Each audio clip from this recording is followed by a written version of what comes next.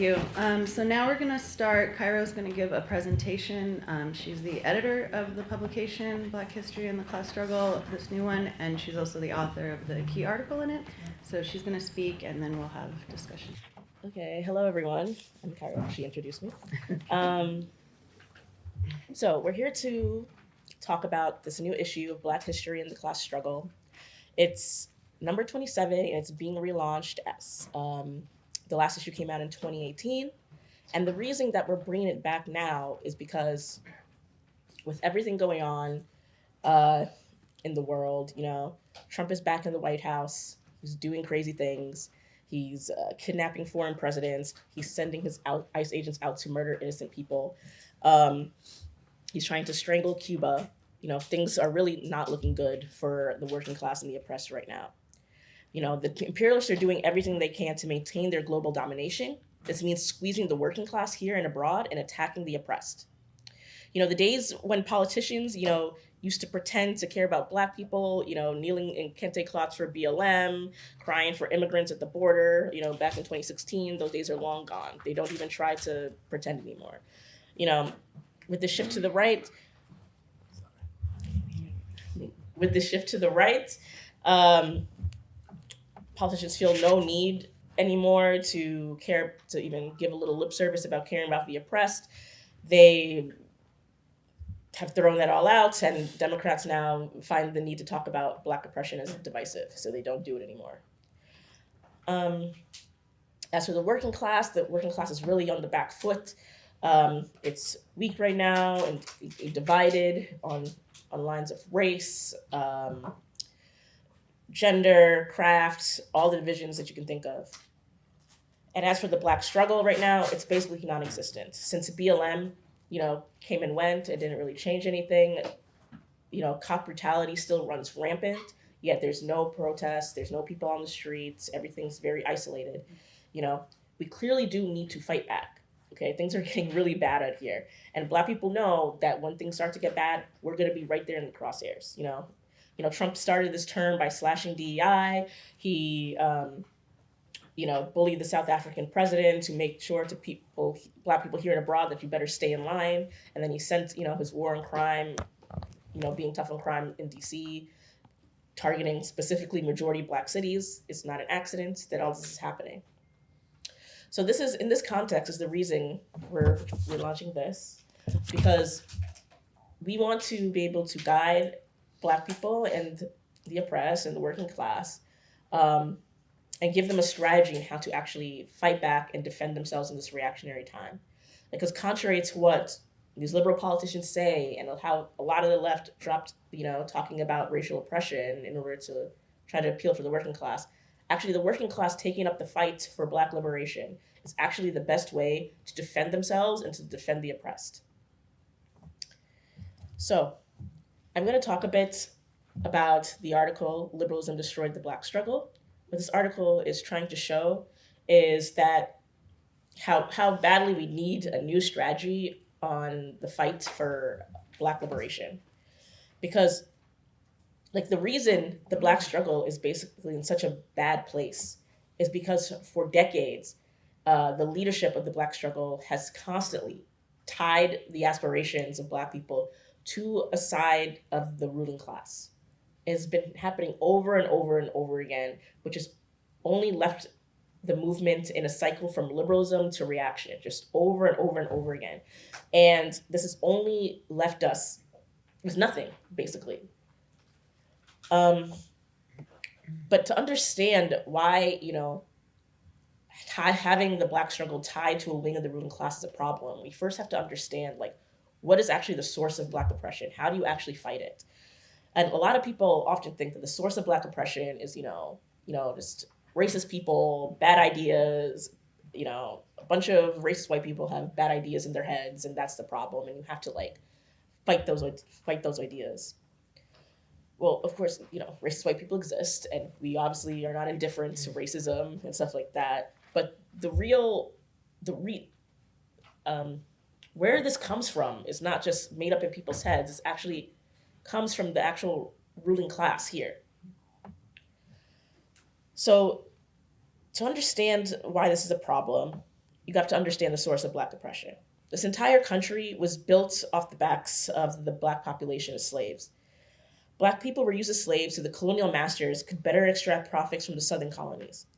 You know, they snatched Africans to use as slaves, and this proved useful to them because Africans did not speak the same language, they didn't know the land, and it made it harder for them to escape. But especially why Africans were chosen as slaves was because it was useful for the ruling class to cultivate a racial divide in this country. You know, in order to stop the oppressed masses from rebelling, and they still use it to this day. You know, like being in America, we all know like race is a thing, right? But before, you know, slavery was a thing here, race didn't really exist, like, you know, and race was used as a justification in order to like justify the system of slavery and to push the idea that Black people were inferior. This is where race comes from and where, you know, Black and white came into being. And then the brutal system of white supremacy came about. You know, slavery did exist before, but it was the American system that introduced the justification of racial inferiority. The slave system was extremely profitable for the Southern ruling class, but once the capitalist class started budding in the North, the interests of the Northern capitalists and the Southern planters were at odds. These irreconcilable differences culminated in the Civil War, a conflict where the key question was what economic system would rule, the slave system or capitalism. The Northern capitalists made a temporary alliance with the slaves and abolitionists to defeat the slaveocracy and abolish slavery. This is the one time in history where Black people in the capitalist class shared a common interest. After the Civil War came Reconstruction. To prevent a counter-revolution, the North sent troops, bolstered by armed Black freedmen, to the South, where they laid waste to the slaveocracy and established Black enfranchisement. This is a period where the new order was not yet consolidated and the system of racial oppression could have been truly ended. But the capitalists betrayed Black people. They were already consolidating their national power, so their alliance with the former slaves is no longer necessary. They pulled troops out of the South to send them to go crush a rail strike in the North and thrust Black people back into the conditions similar to slavery, which would become Jim Crow. The Northern capitalists adopted the Southern system of racial oppression and integrated it into the foundation of their capitalist order. This was the dawn of modern American capitalism, birthed from the betrayal of the Black freedom struggle. This does not all happen because of bad ideas in white people's heads. Rather, each step, from slavery to the Civil War to the betrayal of Reconstruction, these events were driven by the needs of the ruling class at the time. This is what the root of Black oppression is. The entire foundation of American capitalism is based on the disenfranchisement, segregation, and the brutal oppression of the Black masses. The capitalist class uses Black oppression to bring down conditions for the entire working class and pit workers against each other. To improve the situation for Black people, there must be a struggle against the interests of the capitalist class, who are the only ones who benefit from Black oppression. Better conditions for Black people will bring improvements for all, which is why the working class as a whole has a vested interest in fighting for Black liberation. Black militants must consciously form an alliance with the working class, including white workers, in order to build up the necessary force to smash a system that is directly responsible for their oppression. Black people, while segregated at the bottom of society, are now integrated into the working class. This is what gives them exceptional leverage to bring down this racist imperialist system. In order to do this, this fight must be linked to the liberation of the working class as a whole. Because of the legacy of slavery and how the American capitalist class has developed, it has bound the fate of all working people to the fight for Black liberation. There will be no socialist revolution without labor fighting for Black people, and there will be no Black liberation without a working class fight. A strategy based on this understanding is essential to go forward. So, this is the basis of Black oppression. And with this understanding, we're going to look at the different Black struggle movements that have happened in this country and to understand, you know, in order to understand their successes, their limitations, and their failures. So we're going to start with the civil rights movement. You know, and really, like, there's a real contradiction here with the civil rights movement because, you know, it was able to get rid of Jim Crow segregation, but at the same time, Black people are obviously still oppressed and live in de facto segregation, you know, and still brutally segregated to the bottom society. So why is this? So to really understand, the civil rights movement, we have to look at the international context. After World War II, the US became a global superpower, with its only rival being the Soviet Union, and the US's main objective was to stop the spread of communism and to destroy the Soviet Union.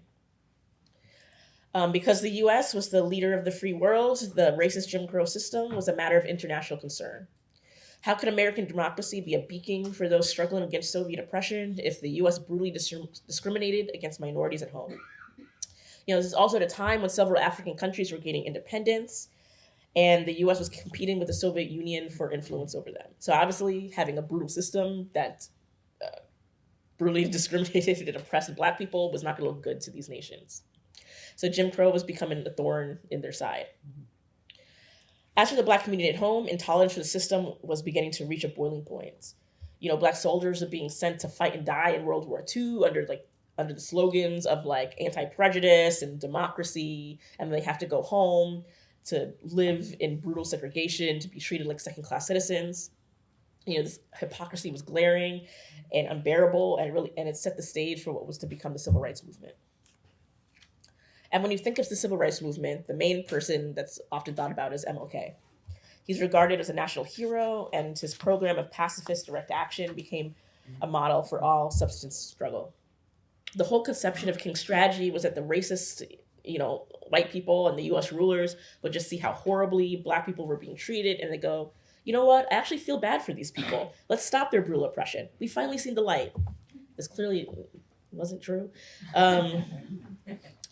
So the international situation was making Jim Crow and Black oppression in general a thorn in the side of the imperialist. Jim Crow absolutely needed to be smashed. But there was an opportunity to build a movement that could advance not only the fight for democratic rights, but the fight for real material improvements. This would have required a broader and more direct confrontation with the bourgeoisie's interests. King had the power of a massive movement behind him, but had no interest in encroaching on the capitalist profit system. He kept the focus on passing civil rights bills by allying with sympathetic democratic politicians. This limited the struggle against racial oppression to methods acceptable to the Black petty bourgeoisie and the ruling class. Let's take the March in Washington, for example. Its purpose was to pressure the Kennedy administration to pass the 1964 Civil Rights Bill. Marxists are not opposed on principle to putting pressure on politicians, but its purpose is important. The march was not intended to expose the liberal politicians who stood as obstacles to Black freedom. John Lewis of the Student Nonviolence Coordinating Committee, SNCC, was forced to remove criticism of Kennedy from his speech. The march tied the movement to the Democrats and sought to build support for politicians who had no intention of fighting for real integration. Malcolm X characterized the march best as the farce on Washington. Today, a lot of people often compare King and Malcolm X and say that they're the same sides of the coin, that the MLK was turning at the end to socialism, but this was completely false. Throughout the 60s and the civil rights movement, Malcolm X hated King and saw his methods and everything was just counterposed to the fight for Black liberation. And he, if you know his speeches, the ballad or the bullet and stuff like that, Malcolm saw that he needed a confrontation with the ruling class, he saw King as an obstacle and bending the knee to the ruling class.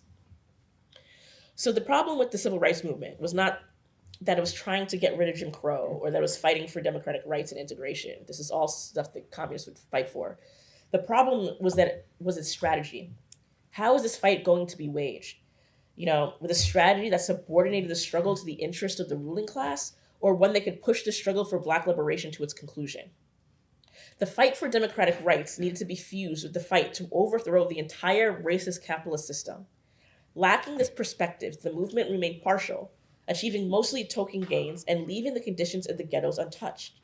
The inability of the civil rights movement to change the conditions of the ghettos led to several ghetto uprisings, which King called for the largest police force possible to put down. The liberal civil rights movement failed to fundamentally change the conditions for Black people. Repulsed by this and King's pacifist movements and his conciliation of the ruling class, some activists looked for other answers. Many militants turned towards Black nationalism because it seemed to present an alternative at the time.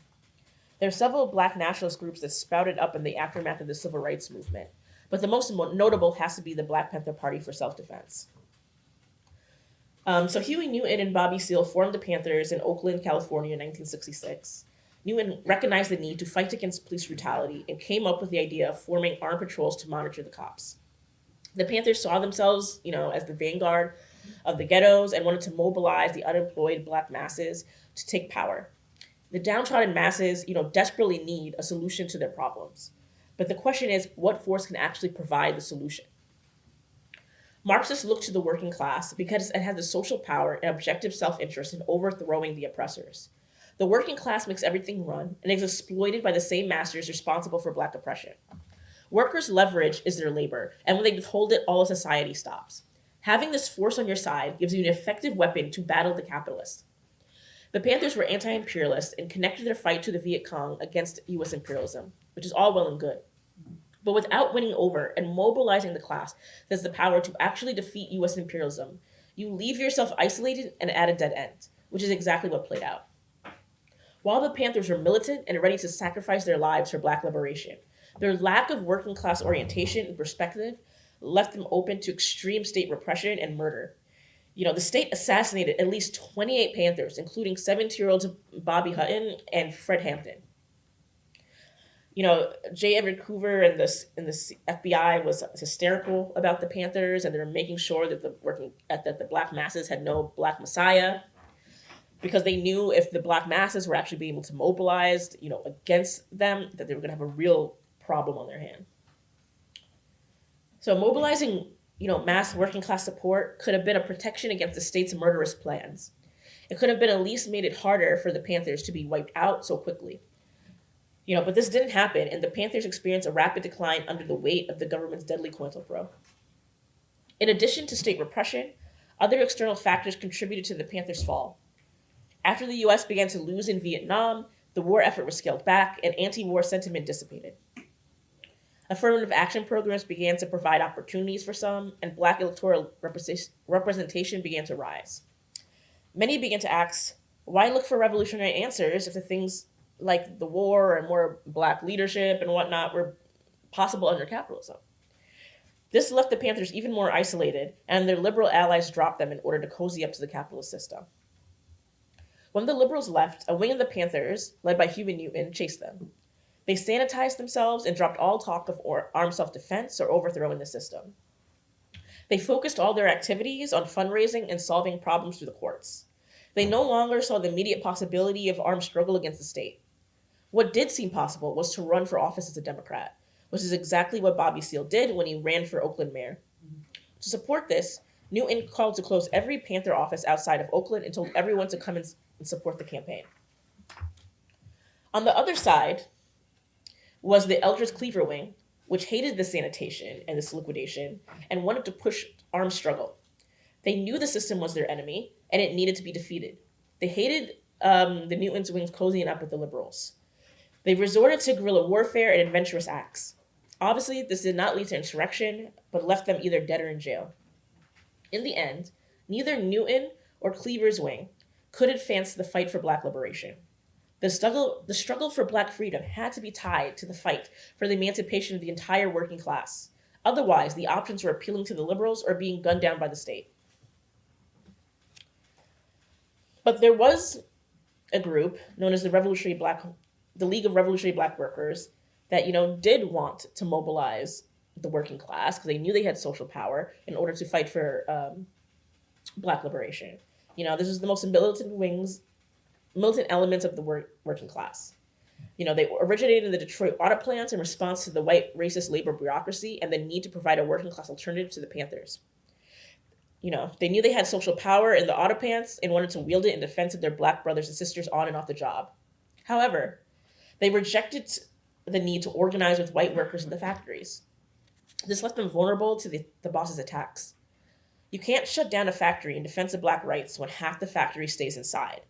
While the League had a working class orientation, the rejection of integrated class struggle undermined their fight. So, moving on to the 70s and the post-civil rights movement, there were several liberal integration schemes that were set up to try to integrate black people into society. But all these schemes were destined to fail. The context of this was in the 1970s, the US is rocked by one economic crisis after another, and the working class was hit hard.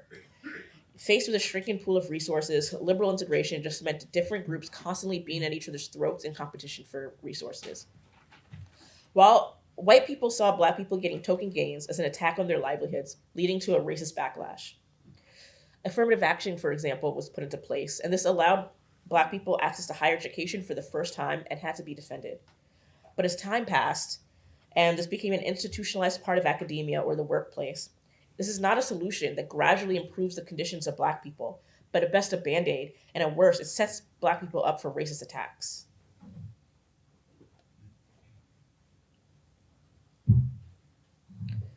There's also this thing called busing that was set up too.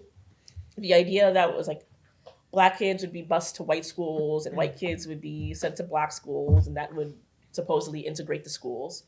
But this made parents hysterical, and it just caused a racist backlash because, black children weren't being bused to well-off white schools that had a lot of resources. They were being sent to working class or poor white schools, and black kids were being put into like hostile environments where people were blaming them for, why their white kid had to be taken so far away from them and why they were taking up resources from the schools. And white students, again, were being bused to black schools in the ghettos very far away, and this outraged parents, and it really caused a huge racist backlash. So how do we actually combat that, integrate black people in society? Segregation is the material basis of black oppression and has been cemented in the foundation of American capitalist society since the beginning. Separate is never equal, and the physical separation of black and white only breeds racial tension. It obstructs a social cohesion and class unity and makes it easier for the cops to terrorize the ghettos. White workers and the black masses must fight for integration because segregation strengthens their common enemy. But this does not mean fighting to share the crumbs from the masters. Revolutionary integrationism means linking the black struggle to the working class struggle against capitalism. The capitalists want black and white workers to think that the only way to get more is by taking from each other. The truth is, the only way to get more for anyone is to take from the capitalist. Fighting for more and better integrated schools, housing, etc. at the master's expense is the only way forward. Anything else will only breed reaction. And we can see this play out as we get into the 1980s. And we can also see this play out today. So in the 80s, the stagflation crisis of the 70s began to ease, and the ruling class needed to reorient and improve its position. This began the era of neoliberalism. U.S. imperialism had regrouped from the defensive posture of the 70s and had to go on the offensive. To do this, Ronald Reagan promised to tear up the New Deal order that was established at the Great Depression. This meant crushing labor, slashing welfare, and tearing up the U.S. industrial base by offshoring jobs to maximize profits for the capitalists. Accompanying this was an ideological shift away from the state had the duty to take care of its citizens to personal responsibility and pull yourself up by your bootstraps. Reagan was a total reactionary who waged a full frontal attack on black people and labor, but he smoked Carter in the election. So what was his appeal? Reagan won a large section of the white working class who was suffering from economic misery and locked in competition with black people for jobs and resources. They hated affirmative action and busing and saw the token gains that black people had made as an attack on their livelihoods. Black people knew that Reagan was a direct threat to them. He was gutting industrial jobs, which spiked in unemployment, especially in the black community. Many turned to crime and drugs that the government helped flood into the ghettos. And Reagan made it his mission to get the black underclass out of society, and mass incarceration became a permanent fixture of American society. As for labor, it was still reeling from the recession when the bosses shuttered factories and destroyed millions of jobs. Having caught wind the Soviets were in crisis, the bosses felt the need to pacify the workers with compromises, less and less, and a sharp turn was made against the unions. When PATCO, the air traffic controllers union, went on strike, Reagan called the strike illegal and fired more than 11,000 workers. The union bureaucrats refused to fight back by shutting down the airports, and the PATCO strike was crushed. a blow that the labor movement has not recovered from to this day. Workers and the black masses needed to unite and fight back against their common class enemy, but the treacherous union leaders didn't fight to integrate black people into the unions and left them trapped in the worst jobs. Black activists fought against this, but they mostly did so by attacking seniority and suing the unions in the capitalist courts that exist to defend the right of the bosses to oppress black people and smash the unions. Obviously, this did not go well for labor and black unity. So as we move on to the 90s, things began to change. There was the collapse of the Soviet Union, which gave the imperialists a new lease on life. With their biggest rival out of the way, the US extended itself to every corner of the globe under the guise of human rights imperialism. They promised to protect the oppressed of the world by pillaging and destabilizing whole regions. Communism was said to be dead, and liberal triumphalism reigned. With this came talk from the ruling class of diversity and multiculturalism. This wasn't because the oppressors suddenly see the light and were super cool with minorities now. But this liberal ideology corresponded with their needs at the time, the free flow of cheap labor and capital across borders. Clinton's preaching of multiculturalism was tailored to advance the neoliberal agenda of a world without borders, where the export of U.S. finance capital would be unencumbered. Clinton launched the One America initiative, which set up talk shops so people could dialogue about racial differences. And he defended affirmative action in speeches. Of course, none of this lofty rhetoric improved material conditions for Black people. Its purpose was to unify the nation around the New World Order. This also is what gave birth to modern identity politics, which was compatible with and nourished by the ideology of the liberal world order. In this period, the NAFTA and WTO trade deals caused a big stir. Clinton pitched his trade policy as a force for social progress. NAFTA would supposedly promote more growth, more equality, better preservation of the environment, and preservation of world peace. But of course, the reality is that these deals meant the decimation of good union jobs. Labor and the left, however, put up no real fight. In fact, many just echoed the ruling class's rhetoric that concerned workers were chauvinist, and many bought into the rhetoric of human rights imperialism. Clinton certainly made a show of celebrating diversity, but he did not give Black people much to celebrate. Instead, he ramped up mass incarceration and slashed welfare. The ruling class wanted to clean up the big cities to make them more attractive as global finance centers, and swept Black people off the street en masse over the most minor offensive. But compared to the 80s, there was much less pushback against skyrocketing arrest, because crime was down, employment was up, and Clinton didn't come off like Reagan, the repulsive reactionary. Despite being targeted by Clinton's policies, lots of Black people supported him. Some neighborhoods were getting slightly better, and there was job growth, even though a majority was low paid. The new liberal lip service of the ruling class even allowed Clinton to pass off his super preterist crime bill and the end of welfare as helping the Black community, not disparaging it. The imperialist new liberal veneer was quite effective in neutralizing and pacifying their victims and opponents. It allowed them to claim global moral authority while locking up Black people and pillaging the world. For almost 2 decades, the liberal world order seemed almost indestructible. But the shot of adrenaline that U.S. imperialism got from globalization did not cure its disease. In fact, the very system that put them on top was now undermining their position. They raked in obscene cash, but in the process, built up the economies of their enemies, allies, and victims abroad. They dismantled domestic manufacturing, decimated good union jobs, and let infrastructure rot. This all led up to the 2008 financial crisis, which rocked the world and left Black people in the working class decimated.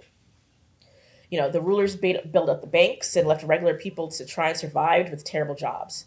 They started printing money like nothing mattered and set the conditions for an even bigger collapse later. Then, what many thought would be impossible, the U.S. rulers led a Black man into the White House. This set the stage for Obama. In racist capitalist America, a Black man in the White House was just like a joke or a dream that no one thought possible. But putting a black man to oversee the carnage of the financial crisis was just the thing that the ruling class needed to try to pacify the nation. Like everyone, like Obama's election was a big deal. I was only 12 at the time, but I knew like people were like, crying in the streets. People were like freaking out. Like this was like a whole new thing. Like we lived in a post-racial society now. Every racism was done. We were 90% there. You know, that was like the whole deal. And it's funny when you think of when he ran, it was like hope and change and all that, and people were like, we feel the change. While at the same time, they were just crushed by a financial crisis, and people were thrown out their homes and whatever. But the reason this is so useful for the imperialists, because it gave them, again, this liberal veneer of being so progressive. Like, we have a black president now, everything's great. But, you know, what really happened was Obama launched drone strikes. He oversaw a rise in poverty. He deported millions of immigrants. He propped up the banks and auto bosses on the workers' dime. He carried out one anti-worker offense after another. And all the while, you know, you couldn't really say anything, or a lot of excuses were made towards him because you couldn't criticize him because how dare you criticize, you know, a black man. You know, identity politics played like a huge part in this, you know. And I also think, like, now, it's really easy for people to criticize Obama right now. But I still think he's one of the least criticized presidents. I still think there's a lot of softness, you know, when it comes to him. Like, people hate Bush, and people hate Trump, and people hate Biden now. But people are still like, you know, Obama wasn't so bad. But meanwhile, while all this was happening, MAGA was brewing. A liberal black enforcer of capitalist austerity, grinding workers to dust, was sure to breed white reaction. And discontent was not limited to the labor masses. Inside the masters' own ruling parties, differences emerged over which way forward for their empire. So this sets the stage for the election of Donald Trump in 2016, the first time. Many white workers, fed up with their worsening economic situation, went for Trump in 2016. Plenty of others, especially black people, stood by the Democrats out of fear of reaction. Trump's election sent the liberals into hysterics. Having nothing else to offer, the liberal resistance turned up the moral righteousness to 1,000 and defined the battle lines as either you're with the Democrats or you're a Trump-loving fascist. But there were also real threats during this time, and Trump's rhetoric invoked fear in minorities. But rather than brand anyone concerned about worsening conditions as deplorables, the left needed to link the defense of minorities to the struggle for better conditions. Resistance to Trump needed to be directed towards a confrontation with the interests of the ruling class, including its liberal wing. The left needed to split the anti-Trump resistance along class lines. But this didn't happen. The left echoed the liberal hysteria and joined the crusade against Trump's base, while white workers who voted for Trump were branded irredeemable racists, their real and worsening conditions dismissed. This was political poison. It deepened racial divisions. While white workers moved towards reaction, black workers went to the Democratic Party, convinced that winning white workers to black liberation was impossible. So, moving on for this, in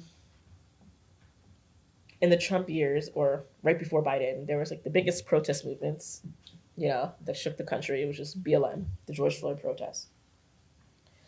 Millions took the street, you know, demanding justice and to defund the police. But you know, now in 2026, police brutality still runs rampant. The police haven't been defunded. There's more police, and BLM is nowhere to be found. So, what explains, you know, the collapse of BLM and why nothing has changed?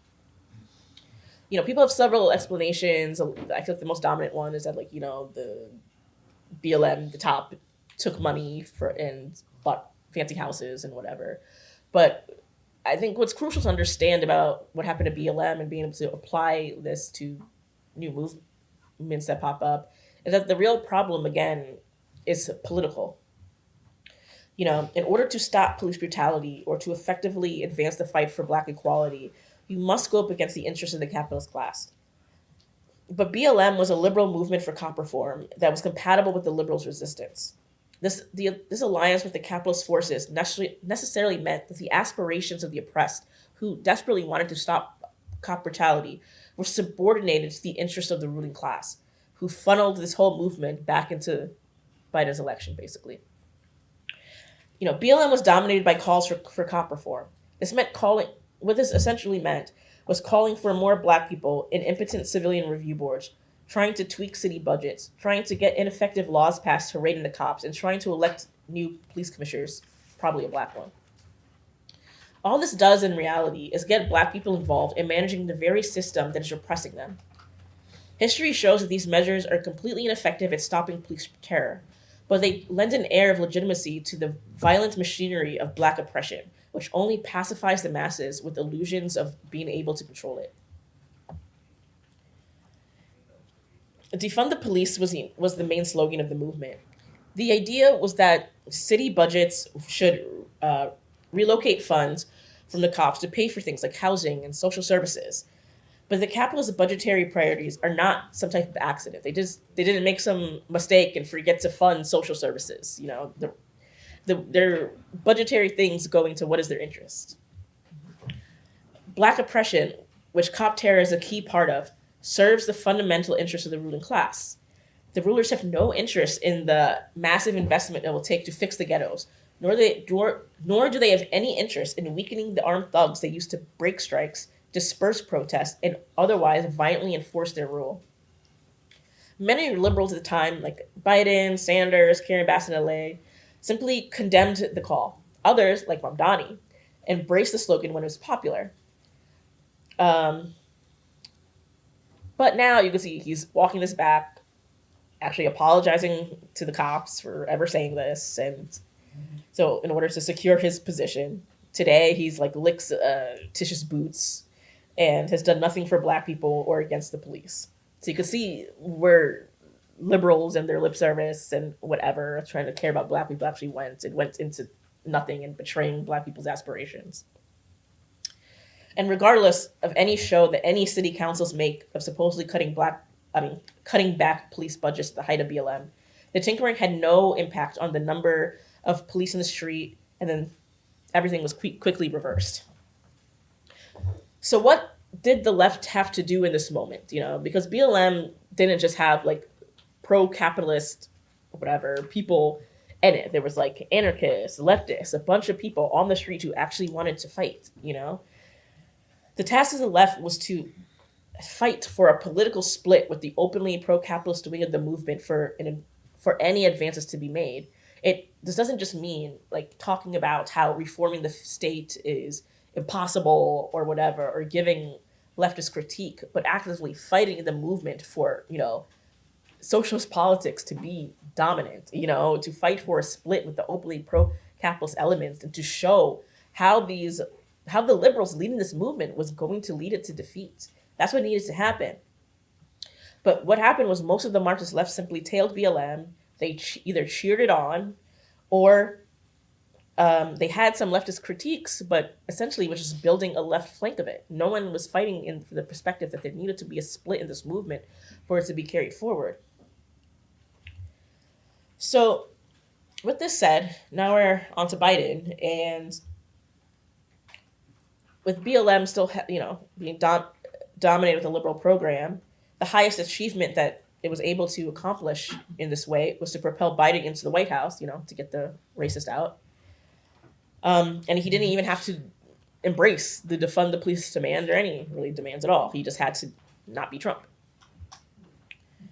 So, for the Trump administration in 2016 was very crazy. It was a catastrophe, and people just wanted things to go back to normal. At the same time, back then, COVID happened, and people were just like, we need things to get back to normal. That's why also was a lot of Biden's appeal, because he was like, we just need a stable guide to bring everything back to normal.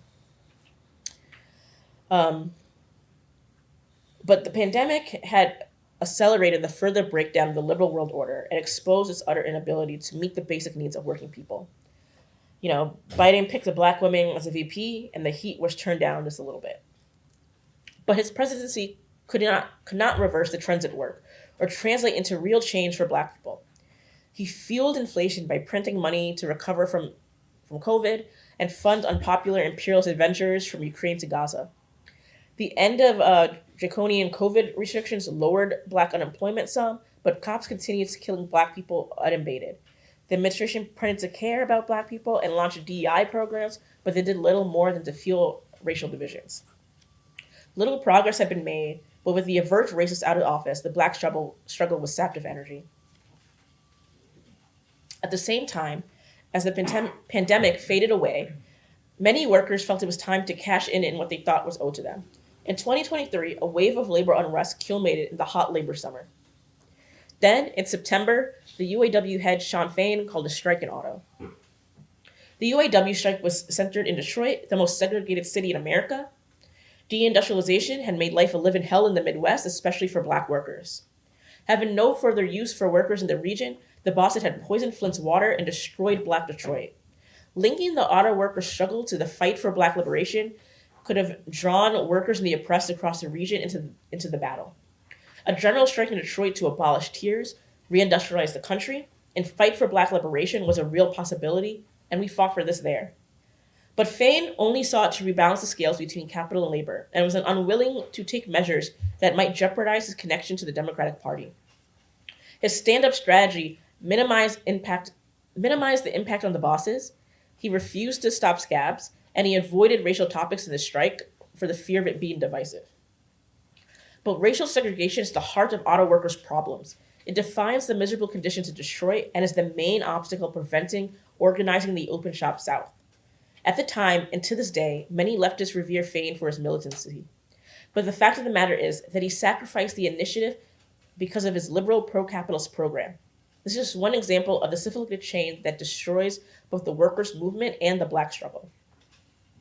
Like we've seen throughout history that we discussed, that the labor movement not picking up the fight for Black liberation has really just undermined labor's own fight. And this is kind of the lesson that we need to understand and fight for in this perspective, that without taking up this fight, the ruling class is able to use Black oppression to bring down conditions to further fracture the working class. And it's the duty of revolutionaries to expose like these pro-capitalist leaders and fight against them to actually take up this question and put Black liberation at the center of all of labor's battles. So we're getting to modern day now. Trump is back in office. So Trump's return to the White House marked the end of the neoliberal world order. His first election was seen as a fluke, and the liberals went at him hard. But Biden's 4 years proved to be a catastrophe for working people and accelerated the bleeding out of U.S. hegemony. The more the Democrats doubled down on liberalism, as it was reaching its material and ideological limits, the stronger the forces hostile to it became. The ruling class is now consolidating around a radical shift in strategy to advance its interests. The conditions that made liberalism its dominant ideology are gone and not coming back anytime soon. The liberal mass is slipping off, and Trump does what he wants when he wants. No moral justification needed. Liberals have fed right-wing reaction by, among many other things, driving a wedge between the working class and oppressed groups. They preach tolerance while pitting different sectors of the oppressed against one another in a scramble over an ever-shrinking pool of resources. This only breeds resentment and division, and has caused the working class to shift to the right. So right now, everything is crazy, it's dystopian, and the Black struggle has been defeated. The liberal allies of the Black struggle have turned their backs on us. The liberal world order of yesterday is being dismantled. Many workers have come to see the struggles of the oppressed as against their interests. And the left today is either like irrelevant to the working class, who see them as either liberal, crazy, or both. The same is true for the Black masses, who see the left as either irrelevant, way too white for their liking. And today, many Black militants believe that the left's focus on class comes at the expense of race, and that communism has nothing to offer for Black people. We desperately need a new strategy. Black militants must understand that the historic problem with the Black struggle has been the question of leadership.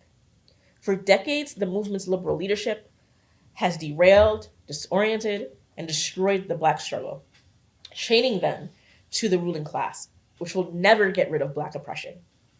Today, token gains that were won are being swept away. And every liberal politician and labor leader that has claimed to give a damn about Black people now has every excuse in the book when told to turn their nice words into action. To go forward, there must be a decisive break with liberal politics. Communist politics must be embraced.